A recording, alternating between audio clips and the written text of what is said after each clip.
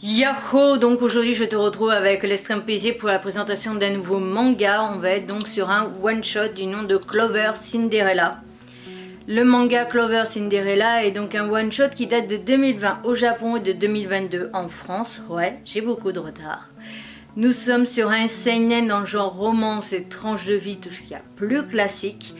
En ce qui concerne la série, il est âge conseillé aux 14 ans et plus et nous sommes avec les éditions Omake Manga.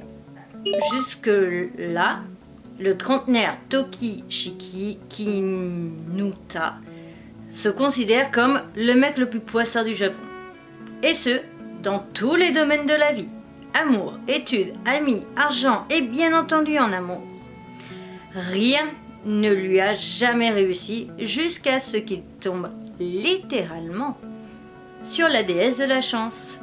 Du jour au lendemain, sa vie va dès lors prendre un nouveau tournant, à l'issue totalement imprévisible. Donc en ce qui concerne ce manga, j'ai vraiment adoré l'histoire, j'ai adoré ce one shot, alors j'ai même, pour te dire, alors je le redis au cas où tu tombes sur cette chaîne, à savoir que les mangas que je garde, donc que tu vois à chaque fois en fond, parce que ce côté-là, c'est deux premières étagères que tu vois sur Instagram ou sur TikTok, ou sur YouTube plutôt et sur TikTok, ce sont les étagères des mangas que j'ai gardés.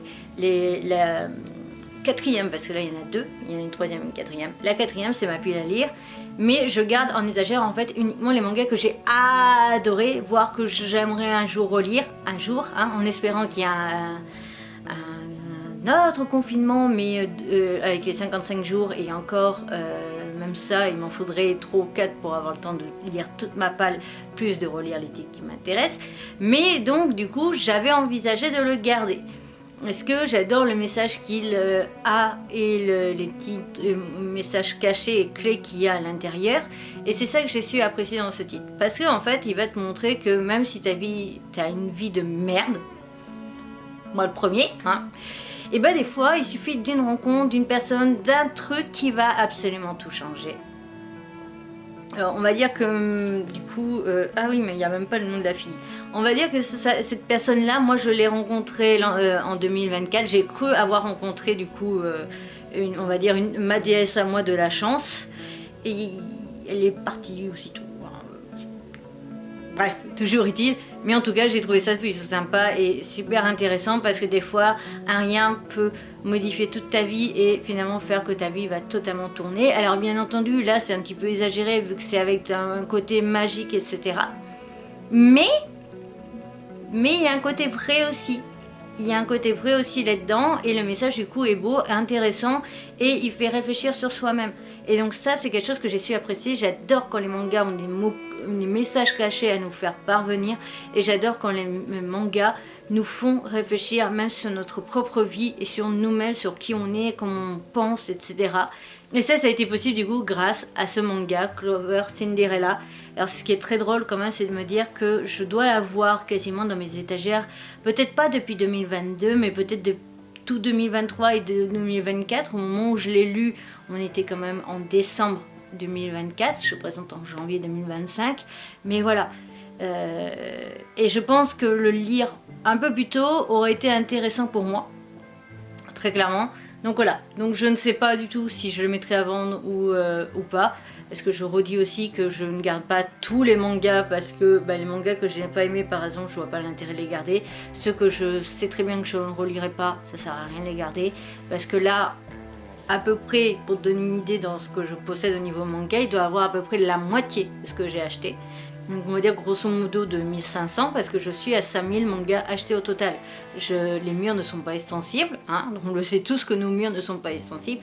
Donc à un moment donné il faut aussi faire des choix et donc il y a même des mangas que j'ai adorés, ou même des coups de cœur que j'ai revendus.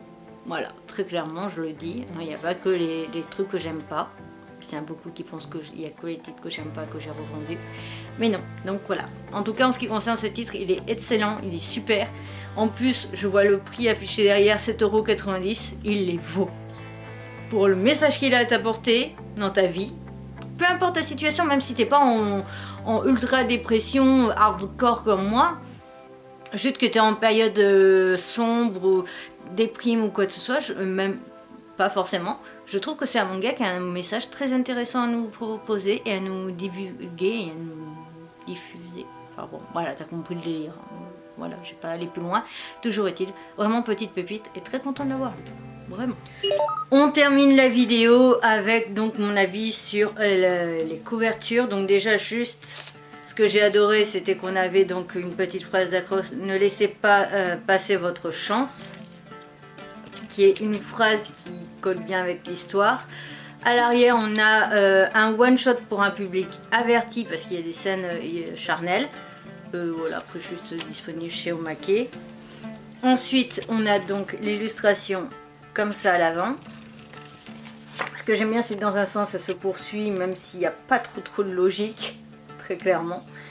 On a donc le résumé jusqu'à la trentaine et tout ça. Ce que j'aime surtout, c'est que donc le résumé, on a des mots-clés en fait qui sont en couleur. Voilà. Quand on enlève la jaquette, on a l'image, cette fois-ci en mode paysage. Et pareil, le résumé et tout ça, tout en mode paysage. J'ai trouvé ça plutôt cool et je crois que c'est la première fois que je vois ce genre d'idée. Donc je trouve ça classe et ça donne un petit plus. Illustration d'entrée simple mais efficace. Voilà, et on commence avec un sommaire plus que basique. Et voilà. On retourne sur mon avis sur la jaquette avec tout simplement le fait que sur le côté, on est donc également disponible chez Omake et donc la liste de quelques titres. Ça j'aime bien à chaque fois. Donc ça je trouve ça cool d'avoir toujours des noms de d'autres titres. Ça peut toujours te motiver un petit peu à l'achat, etc. Mais c'est pas mal, voilà. Bref, toujours est-il, très bon point au niveau de ça. Et pour ce qui est de la qualité des dessins, de toute façon je l'ai dit tout à l'heure. Donc c'est tout en ce qui concerne mon avis sur les couvertures, je les trouve plutôt sympa, assez original et ça change un petit peu. Cette vidéo est donc à présent terminée, j'espère de tout mon cœur qu'elle t'aura plu. Si c'est le cas, n'hésite surtout pas à me le faire savoir, on like, on commente ou on partage, n'hésite pas à t'abonner, c'est rapide, gratuit, ça me ferait extrêmement plaisir. Comme le manga date un petit peu, j'espère quand même que vous avez été quelques-uns à l'avoir déjà lu. Si c'est le cas, n'hésite pas à nous mettre du coup ton retour en commentaire. Je te mets la dernière vidéo Omake manga qui doit dater de bien une éternité, la playlist Omake et sur ce, à bientôt et n'hésite pas aussi à me mettre en commentaire les titres de Omake que tu aimerais que je présente. Sur ce,